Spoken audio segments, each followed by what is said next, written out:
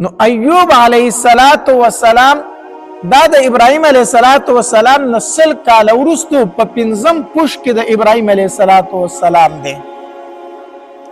د مور نوم رحمت وو او دا رحمت چې و دا د لوط علیه السلام لور وه.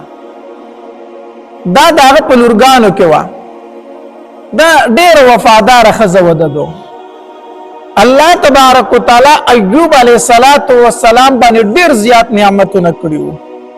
هر قسمه نعمت الله تبارک وتعالی ایوب علیه السلام ته ورکړی وو. مالو اولادو جیدادو چې څه دا ول الله ډېر زیات پرېوانه ورکړي وو. مفسرین لیکي وي د ایوب علیه السلام ځمکه چې وه ځمکه دا دومره زیاته ځمکه وه چې په هغې کې به 500 قلبې لګیا وې. 500 قلبې نو چې 500 قلبې شو نو په یو قلبه کې 2 غویان وو. نو 1000 غویان به د ایوب علیه السلام په ځمکو کې د کروندې دپاره لګیا وو. 500 قلبې لکه نن سبا چې ستا 500 ټیکټرې وي د زمیندارۍ دپاره. او د دې سره نوکران به هم دا قلبې به هم چلولې. دومره ځمکې د ایوب علیه السلام دا خو هغه ځمکې چې کومې په سم باندې وي د کروندې ځمکې وي. هغه ځمکې چې د کروندې نه وي هغه به څومره وي. او دا ځمکې د شام په علاقه باندې وي. نن سبا چې کوم ځای کې بیت المقدس دی او څه علاقه د اسرائیلو په قبضه کې ده. اوس دغلته کې ایوب علیه السلام پاتې کېدو بیت المقدس کې. او اوس چې کومه علاقه د اسرائیلو په قبضه کې ده دا د ایوب علیه السلام د اوساني ځای دی. او ګړې او بیزي دا ورله الله تبارک وتعالی دومره زیاتې ورکړې وي چې مفسرین لیکي 1000 ګړې بیزي وي. تفسیر ماجدی دا وضاحت کړی دی. 1000 ګړې بیزي وي د ایوب علیه السلام. 3000 اوښان او 1500 خرو دا د ایوب علیه السلام مالیتو. نو د دې سره به نوکران هم وکنه. دارنګې د ایوب علیه السلام 7 زامنو او یو روایت کې راځي 7 لورګانې بل روایت کې راځي 3 لورګانې. دا د ایوب علیه السلام له الله تبارک وتعالی مال ورکړی مال. خو د دې باوجود به ایوب علیه السلام هر ټیم د الله په عبادت کې مصروف د الله بندګي به کوله. ډېر زیات عبادت گزاره ده. به یو ټیم داسې نه تېر چې به د الله عبادت نه کوو. مونځ به ډېر زیات کوو. نیوزل فرشتو د ایوب علیه السلام دا صفت په اسمان کې بیان کو. چیرې د ایوب علیه السلام ډېر د الله بندګي کوي. ډېر عبادت کوي د الله تبارک وتعالی. دا یاد ساتئ نیک انسان چې د صفت بره په فرشتي په اسمانونو کې کوي. د صفت بره په اسمانونو کې هم کیږي. لکه حدیث مبارک کې راځي وایي کوم انسان چې نیک عمل وي او الله تبارک وتعالی ته خوښ وي نو الله تبارک وتعالی جبرئیل علیه السلام ته فرمایي اے جبرئیل دا پلان کې انسان نه دی دا پلان کې بنده دا زما ډیر زیات خوښ دی ته ورسره مینه وکړه ته ورسره مینه وکړه. نو جبرئیل علیه السلام ورسره مینه شروع کی. نو په وم اسمان کې چې کومې فرشتې دي نو جبرئیل علیه السلام د وم اسمان فرشتو ته وایي اے فرشتو الله تبارک وتعالی د پلان کې بنده سره مینه کوي ګوره تاسو ورسره مو کوي. نو دوم اسمان فرشتي د شپږم اسمان فرشتو ته وي د پلان کې بنده سره الله مینه کوي تاسو ورسره مو کوي.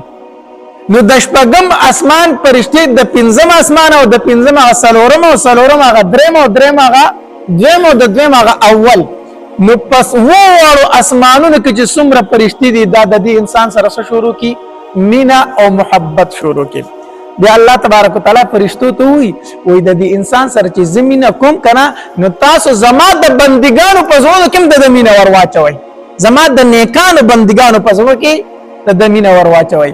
نو دا فرشتي پزمکه جسمره نیکان بندګان دي داغي په زړه کې د دې انسان سره ور واچي مینا ور واچي. نو دا نیکان سوی الکه پلان کې سره ډیر نیک سره دی راځي چې خواله اله شو ملاقات پور سره راځي چې خواله لاړ شو دعا به تینه واخلو. دا سکی کنه کوي د دې په زړونو کې دا محبت دا الله ورواچوي د دې نیک انسان.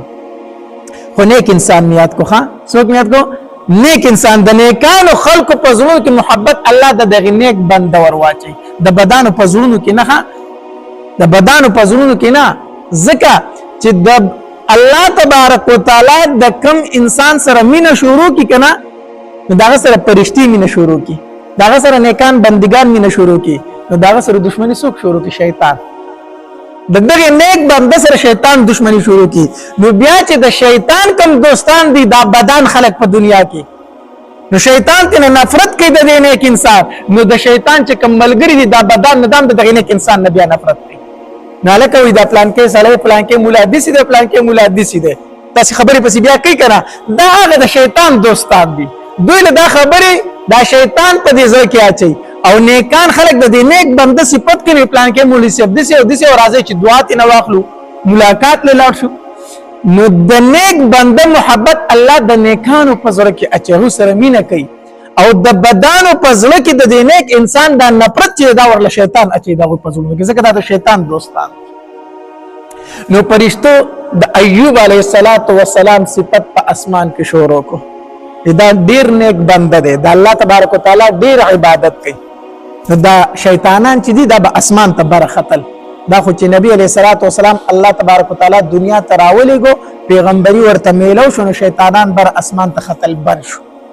دغه ټیمه پر دوی بر اسمان ته ختل او د فرشتو خبرو ته به غوږ کېښودو.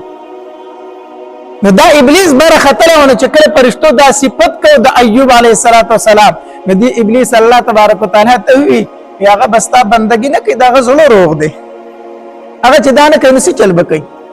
څومره ځمکې دی ول ورکړي دي، څومره مال دی ول ورکړي، څومره اولاد دی ول ورکړي، څومره جیدات دی ول ورکړي، هغه سره د څه شي کمې دی؟ په زړه روغ دی نو چې ستا بندګی نه کوي څه چل بکوي؟ ته دې دا وړه دې بیا ستا بندګي وکړي، هغه څه ته ضرورت نشته چې ستا بندګي کوي. نو الله تبارک وتعالى ورته وفرمایل وی ازمیخ په حکم ابلیس وی او ته په ازمیخ وکړه دې بیا داسې وکړي. وی ټیک شو لاړ شه او د چې څومره ګډې او بيزي دي زه د هغې نه خپل حفاظت اوچتوم، خپل حفاظت اوچتوم، هغه ور لمړې کوم،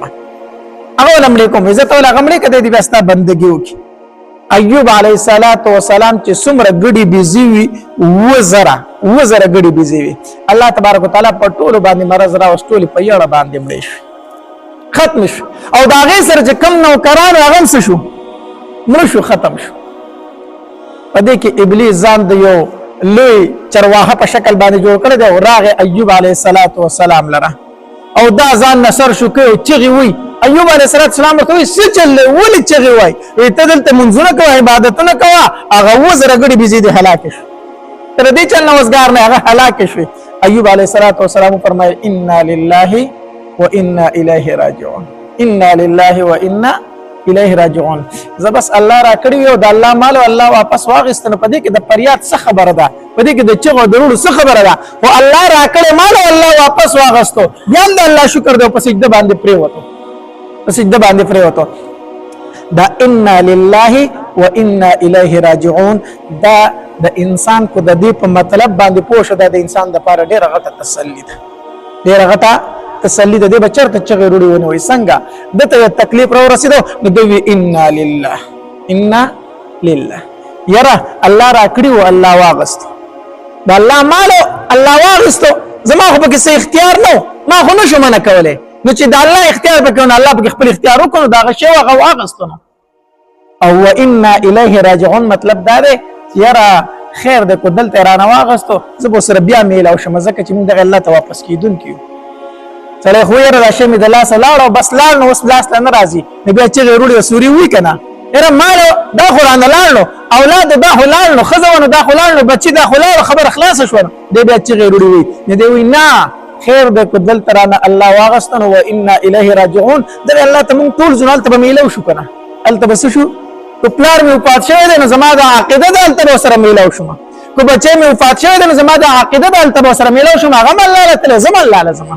نو دا د انسان دپاره ډېره غټه څه ده؟ تسلي ده چې دی وایي انا لله وانا الیه راجعون. نو چې کله در باندې مصیبت راغی نو څه وایه؟ انا لله وانا الیه راجعون وایه، په دې سره زړه ته څه میلاویږي؟ تسلی میلاویږي ډېره زیاته. دا معنی په خپل ذهن کې وساته یاره الله را کړو د الله مال او الله واغستو او خیر دې کو دلته رانه واغستو نو هلته به ورسره میلاو شم، یو ورځ دا د ملاقات هلته نو زړه ته څه راشي؟ تسلی راشي. نو ایوب علیه السلام فرمایلی انا لله و انا الیه راجعون. نو ابلیس چې اخوا شو نو په سر باندې خوري اړول شروع کړو، بیا هغه ته ما وی چې وزره غړي بيزي د هلاک شو نه هو چې انا لله و انا الیه راجعون. هغه بیا په سجده پریوتو، ای کار خو زما دغه خو کار ونکو دی لار بیا الله لا یا الله خیر دی وزره بيزي دی پکې نه کنه وزره غړي بيزي په دا سره نور مال لګ دی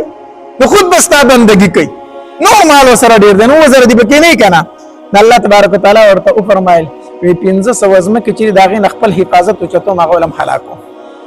هغه ورلا دا 1500 نه دا 1500 قلبي چې په کوم زمکو کې ګرځي دا 1500 قلبي چې په کوم زمکو کې ګرځي د غزمه کې ورلم هلاکو خپل حفاظت ته نو چتو ما بزمکو باندې طوفانونه رالو په باغونو باندې طوفانونه رالو باغونه هلاک شو فصلونه هلاک شو زمکي کند کندره شو ټول ارسز زمکي لاړ ختم شو بس زمیداران چې بګی کوم واغم الله واغستلو. ابلیس بیا د یو غټ زمیدار په شکل باندې را روان دی چې غروړي وي ته دلته کې عبادتونه کوه هغه زمکو باندې توپانونه ارسه هلاک کړو. نو ایوب علیه السلام به ویل انا لله و انا الیه راجعون. زه بیا د الله شکر ادا کوم بیا ابلیس الله تبارک وتعالى ته ویلو خیر ده کنه دا دې پکې نه کنه دا نوح مال چې څومره ډیر دی. بهر حال یو سیس خلا کېدو او ایوب علی السلام په خپل عبادت کې مشغول نو ابلیس لاړ الله تبارک وتعالى لا وګوره و زامن دي او داسې خزي دي په خپل په صحت باندې روغ دي بیا دا سره سغم دي دا ته تواله دي ستا بندگی وکیزا دا اولاد ته تواله دې به ستا بندگی وکي. نو د ایوب علی السلام ټول اولاد په یو کوټه کې وو الله تبارک وتعالى په زلزلہ راوسته کوټه په کې ناست ټول اولاد د کوټې د لاندې شو ابلیس په منډه راغی ایوب علیه السلام ته وی ته د الله په عبادت کې مشغوله په اولاد د کوټه راته شو ټول مړ شو. ایوب علیه السلام چې سر اوچت کوي انا لله و انا الیه راجعون الله را کړه اولاد او الله واپس واغستو او زه خدا چې کوټه په راته شو د دفن کولو نه فارغ یم دفنم شو خو زما د رب په منځ کې حایل ما جوړېګا زمون په منځ کې فاصله ما جوړېګا ما د خپل رب بندګۍ ته پرې دوا بهر حال د اغه نه په سخت امتحان الله ته منظور پیو ابلیس ورته وویل په صحت باندې روغ دی زکه دی بندګي کوي په صحت روغ دی روغ جوړ صحت ته ورل ورکړه زکه بندګي کوي دا صحت ورلته خراب کړي بیا ستا عبادت وکي. الله تبارک وتعالى په ایوب علیه السلام باندې یو مرض راوس سمرز بس یو خطرناک مرض په الله راوس چې ورځ بدن خرابېدو دلته کې سمن غلطي کیسې بیا خلکو جوړ کړی دي چې ایوب علیه السلام په بدن کې چنجي وشو نعوذ بالله دا د پیغمبر د شان سره مناسب خبره نه ده. الله تبارک وتعالى په پیغمبر باندې چر داسې مرض نه راولي چې خلک تنه نفرت شروع کړي خلک تنه کرکو کې داسې مرض په الله نه راولي. وي په بدن کې چنجي وشو چنجي به ورتاو شنو بیا ایوب علیه السلام راواغست بیا به په زخم کې خو چې الله د دې روزي مقرر کړی د نو چرته زیو د من غړي کې سي دي ښا د خلکو ځان جوړی کړی کې سي دي داسې نه مرض پر راغی څنګه مرض خطرناک مرض ورځ د ایوب علیه السلام بدن خرابېدو حتی تر دې پورې چې ایوب علیه السلام دې حتی ورسېدو چې نه ګرځېدې شو نه کېناستې شو چې دا ډیر زیات کمزور شو بعض روایت کې راځي سلور خزي وي یو خزایراله یره زستا سره نور ځان ځکه نشم کولای چې ته کمزور شوې د ګټي وټي نه نو زه به تاسو سره سکوم بل رااله بهر حال درو خزو ته رخصت ورکو په اخر کې چې د لوط علیه السلام کملور و رحمت نمو هغه وروخته په زمانه خو درو وړو خزو اجازه واغستو خو زه په کټ پروت یم زه تاسو هیڅ حق نشم ادا کوله نو یې چې تم لاړ شنو ستا حق بځای کېږي زمانه نه هغه ورته وی چې ته مالدار وې زستا بیبیوما ته په صحت روغ وې زستا خزوما زم لکوما ز بادشاهوما نن ته په کټ پروت ته فقیر یې ملنګ غریب یې زم مزدوری کوم طالب راوړم سستانه په دې سخت کې نه جدا کېږم دا نه چې سر په خو وخت کې ما په بد وخت کې بستا سره سات پرېدم په زبنه کومه دا د ابراهیم دا لوط علیه السلام کملور چې د چې بیبي وا دا به سحر وتله مزدوري لره مزدوري به کوله ټول ورځ نو چې ماښام به راله نو دله به خوراک مراک راوړو پیسو باندې دته به خوراک ورکو لږې پیسې به ترې پرېښودې نور چې کومه مزدوري به کړې وه هغه به د الله په نوم خیراتي ورکړه سهار به مزدورۍ له وته ماښامه پورې به مزدوري کوله بیا به د خدمت کو یا هغه و چې بادشاه و ملک و او یا هغه و چې مزدوري به بار کوله د الله تبارک وتعالی امتحانات بیا عجیبه امتحانات دي داسې سخت امتحانات د الله طرف راځي چې ډېر زیات کمزوری شو ایوب علیه السلام او د ناستې پاستې نه ووت نو یوه دعا یې الله ته وکړه وی الله صرف زما د ژبې حفاظت وکړه ژبې ته راله الله سم ووایه نو ژبې ته راله الله سم ووایه ځکه چې په دې ژبه باندې زه تا یادوم نو ژبې ته راله سم ووایه چې ستا ذکر پې کوم نور ستا بدن دی ستا امانت دی څه چې ورسره کوې الله ستا مرضي ده خو ژبې ته راله سم ووایه د ایوب علیه السلام ژبه روغه وه الله به پې یادو یو ورځ ورته دا بیبي وی حضرت 18 کاله دی وشو چې بیماری ځکه د ایوب علیه السلام د بیماری موده 18 کاله وه او دا بیماری پرې راغلې وه د 80 کالو په وخت کې نو د یو ورځ ورته بیبي وی حضرت 18 کاله په کټ باندې پروت او زه درته وایم چې الله ته دعا وکړه چې الله صحت درکړي نو ته د الله نه دعا هم نه غواړي الله ته سوال وکړه چې الله صحت درکړي که نه نو ایوب علیه السلام ورته وفرمایل وی بیبي دا راته ووایه چې زه څومره وخت روغ وم الله صحت ماله څومره وخت راکړی وی 80 کاله وی چې 80 کاله را باندې الله بیماري ولګوي نو پس حساب به برابر شي 80 کاله الله صحت راکړی دی اوس صرف 18 کاله بیماري راله زه الله ته جړه فریاد وکړم زه شرمېږم چې زه الله ته وم چې الله په ما تکلیف دی ما ته شرم راځي الله تبارک وتعالی به راته وویل چې دا 80 کاله مې چې دا صحت درکړی و هغه درنه هېر شو څو زه نشم ویلی په کټ باندې پروت دی بیمار دی سخت تکلیف دی پې خو په دې 18 کاله کې د ایوب علیه السلام په خولې باندې به الفاظ دا وی احمدک رب الارباب تفسیر ابن کثیر دا الفاظ را نقل کړي دي احمدک رب الارباب اے د بادشاهانو بادشاہ زه اوسم ستا ثنا صفت کوم زه اوسم ستا نه ناامید نه یم ستا صفت کوم الذي احسنت الی الله تا په ما باندې ډېر احسانات کړي دي ډېر احسانات را کړي دي تا مال را کړی دی تا مال اولاد را کړی دی الله د هغې مال او اولاد د محبت توجه زه ستا نه لږ غافل وم الله زه اوس هم ستا حمد بیانوم ستا صفت بیانوم مال دې هم را کړی و اولاد دې هم را کړی و د هغې مال او اولاد د وجې نه به الله زه ستا نه غافل وم الله چې هغه مال دې رانه واغست هغه اولاد دې رانه واغستو اوس خو زه تا ته فارغه شوم اوس زه تا ته فارغ یم اوس ستا ښکلې بندګي کولی شم اوس ستا ښکلې عبادت کولی شم ایوب علیه السلام به دا الفاظ ویل په خوله باندې یو ورځ دا ښځه بار ته وتې وه مزدورۍ لره ابلیس د ځان نه طبیب جوړ کړی ډاکټر جوړ کړی دی په لاره باندې روان دی د هغې حلیې خپله کړې ده ښځه یې ورته وایي ته طبیب ډاکټر یې هغه ورته وایي او یاره زما یو بوډا خاوند دی او ډېر وخت یې په کټو شو د هغه علاج دې وکړو ډېر ښه به ډېر ښه به ته ډاکټر یې هغه ورته وایي زه به له دوایي درکړم او فورا به د هغې سره جوړ شي روغ رمټ به شي د هغې سره نه درنه پیسې علمه ځکه تاسو غریبي ده په دې جونګړه کې پراته یې څه شی خو شته دی نه پیسې میسې درنه نه علمه هېڅ طرح دوای پیسې درنه هم نه علمه خو یو کار به کوي وایي کم وایي چې کله د خاوند جوړ شي نو دا به ته وایي چې دا ورله تا شفا ورکړه تا جوړ کو دا خبره به کوي ته به وایي چې دا دې ډاکټر جوړ کو دا خبره به کوي بس نور در پیسې میسې نه علم ښځې ورته وایي ټیک ده که نه دې کې څه خبره ده ګوره دوایي ډاکټر ورکوي خو شفا څوک ورکوي الله ورکوي په دې دوايانو کې د اثر چا یې ښی دی الله یې ښی دی دا ډاکټران چې کومې دوايانې او دا هر څه چې ورکوي په دې کې د اثر د صحت چا اچولی دی الله تبارک وتعالی اچولی دی نو ابلیس ورته وي ته به داسې وایي چې دا تا جوړ کړو نو ښځې ورته وایي ټیک ده که نه صحیح ده راځه زما خاوند علاج وکړه راوستو کور ته چې راغلی خاوند ته وایي طبیب مې راوستی دی او ډېر تکړه دی ستا علاج کوي او پیسې مایسې هم نه لري ډېر ښه سړی دی خو صرف دا یوه خبره کوي چې کله دی جوړ شو ته به وایي چې دی تا جوړ کړو ایوب علیه السلام پوه شو چې دا خو هغه رزیل دی چې کوم زمونږ نیکه آدم علیه السلام دوکه کړی په اسمانونو کې دا خو هغه رزیل دی دی چې وایي دا تا جوړ کړی دی خو زمونږ د الله نه واسطه کټ کوي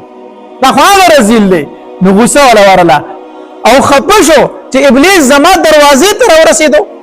ابلیس دومره جرأت وکړ چې زما د ښځې سره خبرې وکړي نو غوسه شو نو ښځې ته یې وی که نه ویره زه خو به جوړېږم الله به صحت راکوي خو که جوړ شم نو سل لختې به دې ومه سل لختې به دې ومه دا الفاظ یې د خولې نه ووتله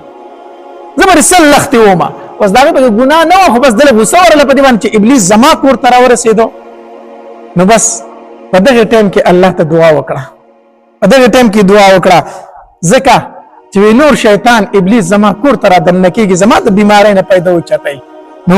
وأيوب إذ نادى ربه أني مسني الضر وأنت أرحم الراحمين الله ته چغه کړه الله صحت را لراکنو ابلیس می کور ته راځي الله هغه نه ته پیدا شو أيوب وإذ نادى ربه أني مسني الضر وأنت أرحم او دا نه چې الله تا بیمار کړي ما او تا را باندې بیماری راوستي دا والله ما ته یو تکلیف را رسیدلې دی نو مسني الضر ما ته تکلیف راغله دی نو الله دا برانه تلر کوي الله تبارک وتعالى ورته او فرمایل ارکض برجلک دا ځمکه په خپل خپه باندې اوخه چې ځمکه په خپل خپه باندې اوخه بس دا غینه وبر روان شي الله تبارک وتعالى ورته او فرمایل ایوب په دې اوبو باندې اولامبه په او وسکتی ایوب علیه السلام دا غیبونه اسکلی او ویلامبل په چې څنګه په اولامبل د شلو کالو ځوان ته نه جوړ شو جک جوړ شو بیماری لاړه هر څه ختم خپل خیسته ځوان ته نه جوړ شو بیماری پکې په سوره وخت راغلی و او یا کال بوډا او چې بیماری پر راغلی و الله تعالی شلو کال ځوان جوړ کو الله قادر ذات ته ارسه کولې شي ښا ارسه کولې شي خزه د کار نه رااله سګوري چې پکټ کوس د شلو کال الک نسته الکه تزل د سکه دلته زما خاون پر تاغه شو بوډا مریض پکټ په پاسه دې ورته چې شرمخان رانه وړې دی کو څه شو زما خاون ایوب علیه السلام ورته مسکې شو چې تخپل خاون پیژنه او پیژن کړه بوډا خراب ته دي کمزور دی دلته پروت دی هغه بوډا چې دی هغه مخ ته د ځوان ناست الله ور نصیحت ورکړي الله تبارک وتعالى خزم ځوان کړه الله تبارک وتعالى ورله وزامنو هغه ورله دوچن کړو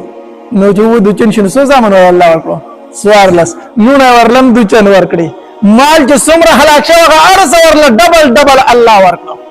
دوچن په دوچن دی ورله الله تبارک وتعالى ورکړل یو ځل ته خزي تاسو کو ای ایوب د مصیبت ورځ در باندې راغلي دي او د راحت ورځ مرالي اسی کوم ورځ خولي وي ایوب علیه السلام ورته یاره د مصیبت ورځ ډېر خولي وي د بیماری ورځ ډېر خولي وي د تکلیف ورځ ډېر خولي وي حضرت ساجيبه خبرې کوي بس خسته ځوان الله صحت درکړه ته د بیماری ورځ خولي نه کنه د هغه تکلیف په ورځ کې به خپل محبوب یادولم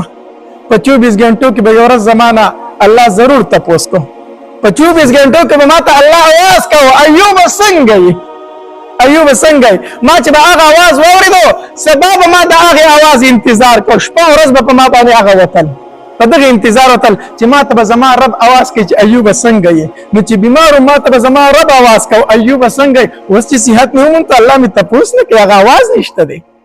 اگر تکلیف आवाज ډیر خوګو نو ایوب علیه السلام باندې تکلیف وو نو چې هغه په پټه وخت دی خپل الله ته چغه والا وا رب زما یا رب زما ما باندې هغه ورځ ډیر خپل تیرې دي ځکه ما ته زما رب आवाज کو چې ایوب څنګه اتل لسکاله بیماری تیر شو ایوب علیه السلام خپل رب ير نشو د خپل رب ناشکری او نکړه پدې دا زمونږ او کوم دعا وختي ربي اني مسني الضر وانت ارحم الراحمين د دې وجنا علما لیکي وې د لا علاج مرض د پر دا بهترین وظیفه ده بیماری در باندې راغلي تکلیف در باندې راغلي دي ډاکټران درته دوايي لیکي اثر در باندې نه کوي فقط پروتي بس خپل رب ته چغي وخه رب اني مسني الضر وانت ارحم الراحمين اهرب زما ما ته تکلیف را رسیدل تر باندې رحم وکړه ته ډیر رحم کوون کوي دا د ایوب علیه السلام دعا ده او ایوب علیه السلام ته الله شفا ورکړي ما ته الله شفا نه راکړي چې زمون یقین راغی نو چې کلم بیمار شي په بیماری کې دا دعا غواړه رب اني مسني الضر وانت ارحم الراحمين دا د ایوب علیه السلام وظیفه ده چې مونږ تاسو ته الله تبارک وتعالى خود لیدا نو په بیماری کې دا وایي رب اني مسني الضر وانت ارحم الراحمين نو تکلیفونه برازي په ژوند کې مصیبتونه برازي مونږ سکو چې معمولی غونته مشکل را باندې راشي کنه بیا د خولې نه داسې الفاظ وځي چې هغه د کفر الفاظ وي د کفر الفاظ وي نعوذ بالله نعوذ بالله مخکې ورځ کې مې د وطن متعلق اورېدو چې ته غم پرې راغلی په جړا کې دا خبره کول چې زما سره به زما الله نور سي چلو کې چې څه کوله خو یې وکړو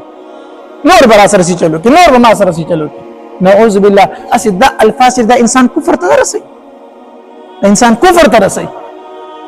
دا مصیبتونه به راځي دا تکلیفونه به راځي دا غمونه به راځي په دې باندې به صبر کوي ایوب علیه السلام ځان ته را یاد کا او دا انسان چې د ګوره چې څومره مصیبتونه راځي کنه دومره به ته جوړېږي ابراهیم علیه السلام باندې الله تکلیفونه راوستل پس د اغینا ابو الانبیاء وګرځید د پیغمبرانو نیکه وګرځید پلار وګرځید څومره تکلیفونه پر راغلي دي دا زمیدار چې دا په دې وخت کې دا لور راوالي او د ونو نه دا سانګي وي تبرګه راغسته دا ونی دا سانګي بانګي وي څوره خسته ونی دې څه شي زنه جوړ کی خرابې نه کی سانګي تی ونی سونډه سي بونډه سي ونی تی جوړ کی